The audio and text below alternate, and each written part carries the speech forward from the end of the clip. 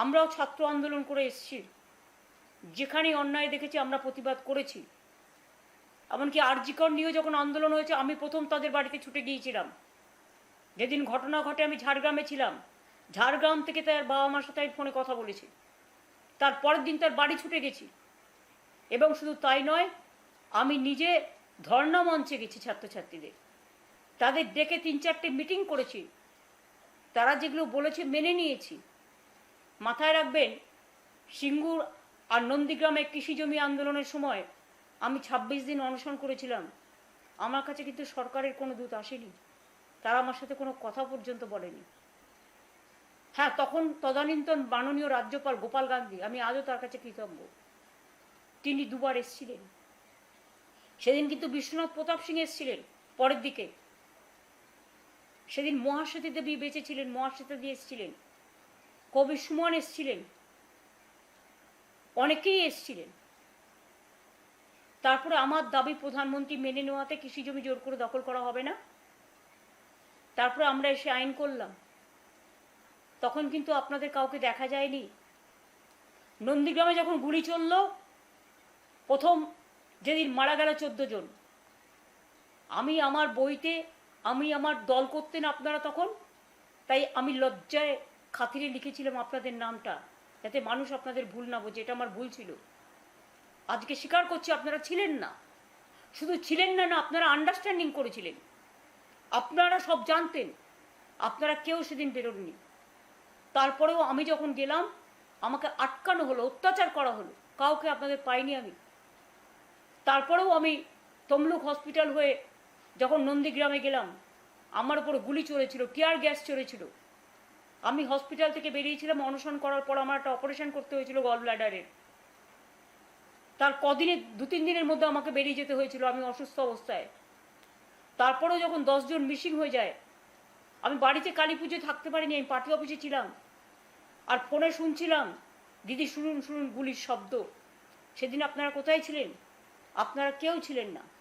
আমতার কান্দুয়াতে যখন 14 জনের হাত কেটে নেওয়া হয়, আমি তখন ইউথ স্পোর্টস মিনিস্টার হিসেবে ফার্স্ট কাজ যেটা করেছিলাম, সেটা আমি কিন্তু করেছিলাম, তাদের বাড়িতে ছুটে গিয়েছিলাম। এবং আমার জীবনের প্রথম বই উপলব্ধি লিখে আমি যা রয়্যালটি পেয়েছিলাম, তখনকার দিনে সম্ভবত 91-2 হবে, আমি 20,000 টাকা করে প্রত্যেকটা পরিবারকে দিয়েছিলাম, যার জন্য আমাকে 30,000 টাকা ইনকাম ট্যাক্স কেটে নিয়েছিল। 1,40,000 টাকা বইয়ের রয়্যালটি থেকে দিয়েছিলাম। মনে রাখবেন, এগুলো ঘটনা, এগুলো ইতিহাস। মেমারির করন্দায় ভীষণ শব্দ আসছে পূর্ণি। মেমারির করন্দায় যখন বামফ্রন্টের, তারা নকশালপন্থী ছিলেন, 4 জনকে পিটিয়ে হত্যা করা হয় এবং একটা বাচ্চাকে মুড়ি টিনের মধ্যে গেলে দেওয়া হয়। আমি কিন্তু সেদিনকে রাজনীতির রং দেখিনি, ছুটে গিয়েছিলাম মেমারির করন্দায়, আমার এখনো মনে আছে। পান্ডুয়া পোলবা, তার বাবা কংগ্রেস করতে বলল, তখন আমি কংগ্রেস করতাম। একটি ছোট্ট 6 মাসের বাচ্চাকে ছুঁড়ে ফেলে দেওয়া হয়েছিল। সে যখন মারা গিয়েছিল আমি ছুটে গিয়েছিলাম। গুপ্তিপাড়ায় একটি অন্ধ ছেলে গুলিতে মারা গিয়েছিল হুগলির, তখন আকবর বেঁচে ছিল, আকবর তপনেরা আমার সাথে ছিল। তখন আমরা পুলিশকে রিকোয়েস্ট করে গেলাম তার বাবা মার সাথে দেখা করে, যে ছেলেটি অন্ধ, তার বাবা মার হাতে ডেড বডিটা দিন। আপনারা দেননি। রাতে যখন আমরা বাঁকুড়া থেকে ফিরছিলাম খবর পেলাম, আকবর বলল দিদি ডেড বডি দেওয়া হয়নি। আমরা রাত্রিরে অপেক্ষা করে থাকার একটা জায়গা পাইনি, একটা প্রায় নর্দমার মতো জায়গায় ছিলাম। তারপরের দিন আমরা কোর্টে গিয়ে কোর্ট থেকে আবার পারমিশন নিয়ে তারপরে ডেড বডি তুলে দিয়ে আসি তার বাবা মায়ের হাতে। এই ধরনের অজস্র ঘটনা মনে রাখবেন।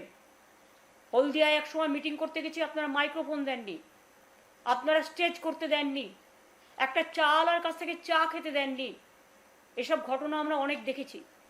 কাজে আজকেও যদি বিজেপি পার্টি মনে করেন আপনারা ক্ষমতায় এসছেন বলে আপনারা আমাদের গণতান্ত্রিকভাবে মিছিল করতে দেবেন না, মিটিং করতে দেবেন না, আমি সরি টু সে, কই আপনারা তো উইদাউট পারমিশনে অভিযান করতেন রোজ। কত মেরেছেন পুলিশকে, কত অভিযান করেছেন, তবুও আপনাদের বিরুদ্ধে আমরা কিন্তু কোনো অ্যাকশন নিইনি। কারণ রাজনৈতিক দল বলে আমরা গণতান্ত্রিক সৌজন্য দেখিয়েছি। 2011 আমরা জেতার পরে রবীন্দ্রসঙ্গীত বাজিয়েছি, নজরুল গীতে বাজিয়েছি। সুব্রত তো আমাকে একটা ভালো কথা বলেছিলেন, এরাই কিন্তু একদিন দেখবি অন্য দল করবে এবং এরাই কিন্তু দেখবি হেডেক হবে, তোর উচিত ছিল রেশনিং করে ওদের পেটানো। আমি বললাম, না সুব্রত এসব বলেন না, আমরা শান্তি চাই, আমরা শান্তি, মানবতার পক্ষে, শান্তির পক্ষে, ধর্মনিরপেক্ষতার পক্ষে, সম্প্রীতির পক্ষে, সংহতির পক্ষে। এবং তার রুকবানুর রহমান থেকে শুরু করে, ভিখারি পাসওয়ান থেকে শুরু করে, রিজওয়ানুর রহমান থেকে শুরু করে, ভিখারি পাসওয়ান থেকে শুরু করে, আমরা কখনো ধর্ম, বর্ণ, জাতি দেখিনি। আমরা ছুটে গেছি। রঘুনন্দন তিওয়ারিকে গুলিতে মারা হয়েছে বেহালায়, বিমলা দে হাওড়ার শিক্ষিকা মারা গেছেন, কুচবিহারের রবীন বিমান হায়দার মারা গেছে, বর্ণালী দত্ত নার্স রেপ হয়েছে, ছাত্র রাজনীতি করতো আমাদের একটি মেয়ে, তাকে রেপ করে বলা হয়েছিল তার বাবা তাকে রেপ করেছে। মনে রাখবেন, এগুলো আমি কিন্তু ভুলিনি। খেজুরিতে অনেক অত্যাচার আমি চোখের সামনে দেখেছি, মিদনাপুর জুড়ে অনেক অত্যাচার আমি চোখের সামনে দেখেছি। আর যারা আজকে বড় বড় কথা বলছেন, তারাও কিন্তু আগে কংগ্রেস থাকাকালীন টিকিট নিয়ে 3 বার করে হেরেছেন।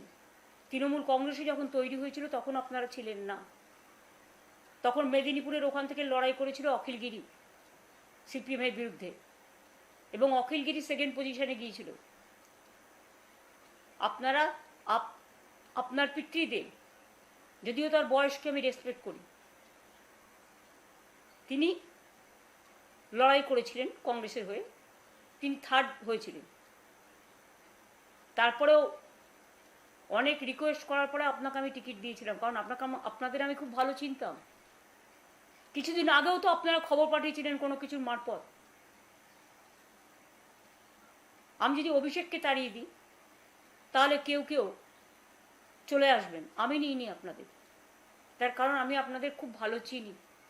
যাদের নৈতিক চরিত্রে গাফিলতি আছে, যাদের নীতি নেই, আদর্শ নেই, দর্শন নেই, মানুষ খুন করা, অত্যাচার করা, ধ্বংস করা, লুট করা, এবং পুলিশ দিয়ে রাষ্ট্রীয় সন্ত্রাস, আমিও তো প্রশাসন চালিয়ে এসেছি, পুলিশ দিয়ে এই রাষ্ট্রীয় সন্ত্রাস আমরা কখনো করিনি। আপনারা পুলিশকে মেরে মাথা ফাটিয়ে দিয়েছেন, কাউকে খালিস্তানি বলেছেন, কাউকে পাকিস্তানি বলেছেন। তা সত্ত্বেও আমরা কিন্তু আপনাদের সাথে কিছু করিনি। এটা কি আমাদের দুর্বলতা ছিল? তাহলে আজকে যা করছেন, আপনারা কি ভাবেন যে চিরকাল দিল্লির ক্ষমতা নিয়ে, আজকে যে ক্ষমতা আপনি এনজয় করছেন, দিল্লির লিডারদের ক্ষমতা নিয়ে যে পাওয়ার দেখাচ্ছেন, আমার সমস্ত কর্মীদের মারছেন, অত্যাচার করছেন, বাইরে পার্টি অফিস থেকে বের করে নিয়ে এসে আপনারা খোকনকে বেলেঘাটা কনস্টিটিউয়েন্সিতে মারলেন, মারতে মারতে তাকে অজ্ঞান করে দিলেন। এখনো পর্যন্ত আমার 12 জন মারা গেছে। একজন কাউন্সিলরের কাছে আমি শুনেছি আপনারা টাকা চেয়েছিলেন, সে দিতে পারেনি, সে আত্মহত্যা করেছে, নোটটা পর্যন্ত লিখে যেতে পারেনি ভয়ে, কারণ তার পরিবারকে কে দেখবে সেই ভয়ে। বেহালাতে একটি মেয়ে রেপ হয়েছে, কই আজকে তো রাস্তায় কেউ নামছেন না, কেউ প্রতিবাদ করছেন না। নিশ্চয়ই কোনো ঘটনা ঘটলে সেটা অন্যায়, কিন্তু আজকে কেন মুখ বুজে আছেন সকলে, চুপ করে কেন আছেন? শুনুন, যারা অন্যায় করেছে তারাই কিন্তু আজকে গদ্দারিটা বেশি করছে। পার্টি কোনোদিন কারো কাছে পয়সা করে নেয়নি। কিছু বেনজল ক্ষমতায় যারাই থাকে ঢুকে যায় এবং তারা সুযোগটা নেয়, আবার যখন অন্য রাজনৈতিক দল ক্ষমতায় আসে তখন সেখানে তারা চলে যায়। যারা ভাবছেন এরা তাদের অ্যাসেট, তারা কিন্তু অ্যাসেট নয়। ওরা আমাদের দল থেকে চলে গেছে, আমরা বেঁচে গেছি, কারণ দলটাকে আমরা নতুন করে তৈরি করব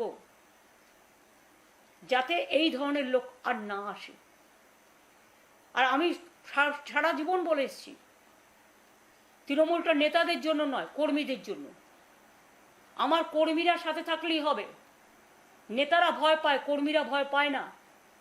যারা যারা ভয় পাচ্ছেন, পার্টির থেকে টিকিট পেয়ে এমএলএ হয়েছেন, পার্টির থেকে টিকিট পেয়ে এমপি হয়েছেন, এতদিন ক্ষমতা এনজয় করেছেন, আজকে যেই পার্টি হেরে গেছে সঙ্গে সঙ্গে অন্য পার্টির সাথে আন্ডারস্ট্যান্ডিং, কেউ বলছে সম্পদ বাঁচাতে, কেউ বলছে পুলিশ থ্রেট করছে ভয়ে, কেউ বলছে অ্যারেস্ট করবে ভয়ে।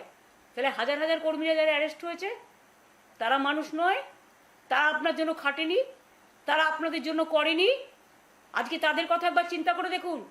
আরে আমার পরিবারের লোককে তো আপনারা প্রাণে মারতে গেছিলেন, আজকে সে যদি জীবন যুদ্ধে লড়াই করতে পারে, জীবন তার কেড়ে নিতে গেছিলেন, অ্যাটেম্প টু মার্ডার, লিঞ্চিং করেছেন, তাকে কি না করেছেন, সেই ইয়াং ছেলে ফাইট করে মাথা নত করেনি। কল্যাণ ব্যানার্জি, অভিষেক দলের লিডার, লোকসভার তাকে মারলেন, মারলেন মানে খুন করতে গেলেন।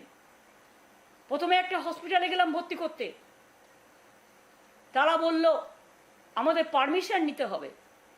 কই, পেশেন্টেরও কালার দেখে আপনাকে ভর্তি করতে হবে? সেখান থেকে আরেক জায়গায় নিয়ে গেলাম, তারা বললেন আমার এই দেখুন কত ফোন আসছে, শুধু থ্রেট করছে, অ্যাডমিশন করা যাবে না। ডাক্তার অ্যাডমিশনের জন্য লিখে দিয়েছে স্লিপে, বেডে ট্রমা কেয়ারে ভর্তি হয়েছে, 2 ঘন্টা সেখানে ছিল, তার স্যালাইন চলছিল, তার ট্রিটমেন্ট চলছিল, তাকে স্ক্যান সব করবার জন্য ডাক্তার অ্যাডভাইস করে করাচ্ছিল। আমি ডাক্তারদের দোষ দিই না, তারা তো চাকরি করে, তারা যদি অথরিটির কথা না শুনে, অথরিটির যারা কাজ করে তারা তো ডাক্তার নয় কেউ, তারা তো মালিক। ডাক্তাররা কাটমানি না দিলে, মানে সরি নট কাটমানি, পেশেন্ট প্রতি তাদের একটা ব্যাপার আছে, তারা না দিলে তাদের রাখেন না আপনারা। অনেকে যার জন্য আপনাদেরও বিভিন্ন হসপিটালে ট্রিটমেন্টও করে না, কিন্তু অনেক বড় হসপিটাল আছে, অনেক টাকা নেন, এবং যারা এটা করেছে সেই হসপিটালগুলোকে সবচেয়ে বেশি আমি সাহায্য করেছি। এই তো কিছুদিন 6 মাস আগেও আমি 30 বছরের রিনিউ করে দিলাম অ্যাপেলো হসপিটালে। আর বেলভিউ হসপিটাল রোজ আমার পায়ে ধরতেন একটা অ্যাপয়েন্টমেন্টের জন্য। আপনাদের সাথে গন্ডগোল ছিল বিড়লাল লোধাদের, রোজ আমার কাছে আসতেন আমাদের সাহায্য করুন সাহায্য করুন।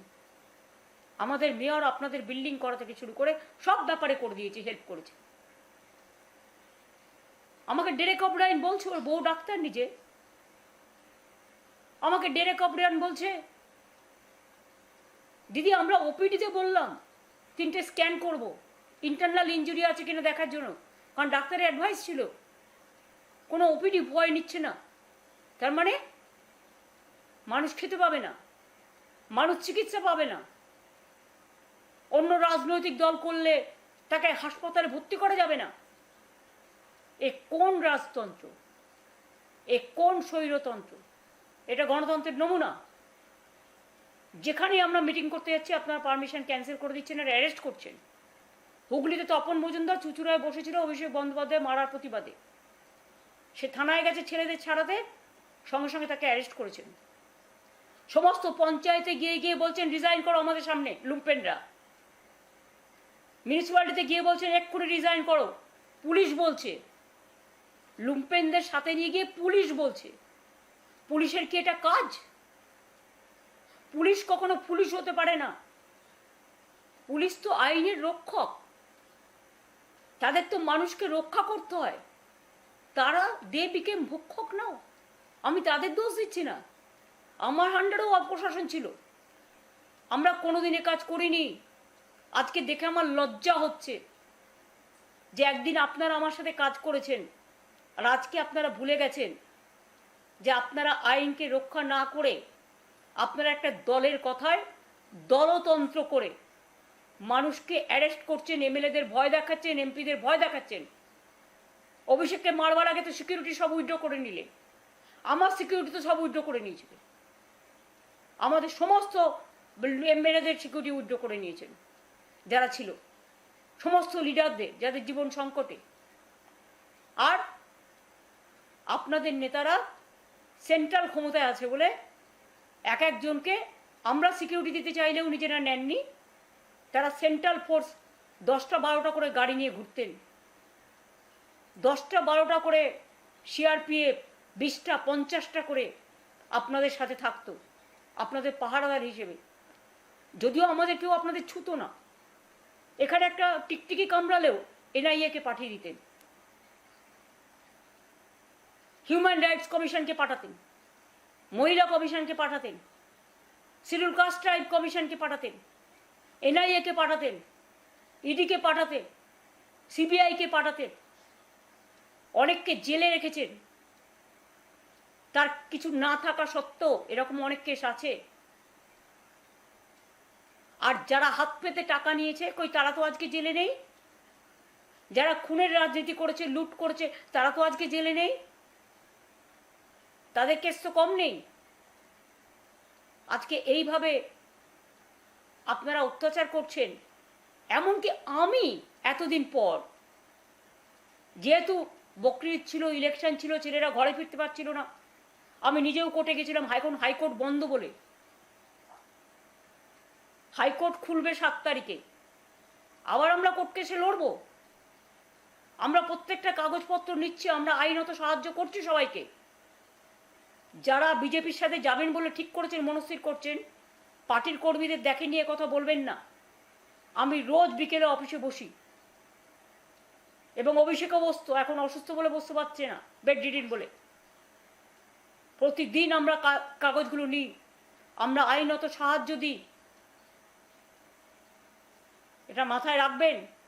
হাইকোর্ট অর্ডার দিয়েছিল ঘরে ছাড়াদের ঘরে ফেরানোর ব্যবস্থা পুলিশকে করতে হবে, সেটাও পুলিশ করছে না, হাইকোর্টের অর্ডারও মানছে না। উপরন্ত তারাই লোককে আরো খালি করে দিচ্ছে। আমাদের নেতাদের মারছে, পুলিশ দাঁড়িয়ে দেখছে দর্শক হয়ে, এবং বিজেপিকে আগে খবর লিক করে দিয়ে বলছে যা যা গিয়ে মার, আমরা দাঁড়িয়ে আছি দর্শক। কি বলবো আপনাদের বলুন তো? আপনারা গণতন্ত্রকে রক্ষা করবেন, মানুষকে আইনের শাসন দেবেন, ভরসা দেবেন, ভালোবাসা দেবেন, বিশ্বাস দেবেন, মানবিকতা দেবেন। আজকে যাদের সব কেড়ে নিয়েছেন, হকার থেকে শুরু করে বেকার, বাড়ি ছাড়া করে দিয়েছেন, কথায় কথায় নোটিশ পাঠাচ্ছেন, সবাইকে উচ্ছেদ করে দিন। গুজরাটে খবর নিন তো, ওখানে 70% বিল্ডিং হচ্ছে নন প্ল্যান এবং উইদাউট লাইসেন্স। আমি একটা সংবাদ মাধ্যমে দেখলাম, যদি সত্য হয়, তারা রিসিং করছে। আর আপনারা কি করছেন? মানুষকে সুযোগ না দিয়ে, তার রিহ্যাবিলিটেশনের ব্যবস্থা না করে। হ্যাঁ, যদি কেউ বেআইনি কাজ করে, নিশ্চয়ই আপনি আইনত ব্যবস্থা নিন, তাকে চিঠি দিন, তাকে ডাকুন, তাকে হিয়ারিং করার সুযোগ দিন, পেনাল্টি আছে, পেনাল্টি করার সুযোগ দিন। আর না করলেও তাকে পুনর্বাসনের ব্যবস্থা করে দিন। কোনটাই তো করেননি। আর যে নেতাদের এলাকায় এগুলো হয়েছে, তারা আজকে নিজেদের সম্পদ বাঁচানোর জন্য আজকে বিজেপির কথায় তৃণমূল কংগ্রেসকে ভাঙার চক্রান্ত করছেন। মনে রাখবেন, এরা আমাদের অ্যাসেট নয়। যাদের দলের প্রতি বিশ্বাস থাকে না, যে দল তাদের সিম্বল দিয়েছে, সিম্বলটা আমাদের কাছে মায়ের মতো, মানুষ জোড়া ফুল সিম্বল থেকে ভোট দিয়েছে। দল প্রচার থেকে শুরু করে সর্বরকম সাহায্য করেছে আপনার পাশে দাঁড়িয়ে। আর আপনারা আজকে ভয় পেয়ে, টাকার মোহে, হঠাৎ করে পরিবারের কথায় কেউ পরিবারের সম্পত্তি অনেক বেড়েছে বলে সম্পদ রক্ষা করার জন্যে শুধুমাত্র তৃণমূল ভাঙার চক্রান্তের খেলা খেলছেন। মনে রাখবেন, এই খেলা খেলে কোনো লাভ নেই। আপনারা যদি এই খেলা খেলেন, আমি কিন্তু বড় খেলোয়াড়, তাহলে কিন্তু আপনাদের ওয়েট করতে হবে এবং দেখতে হবে।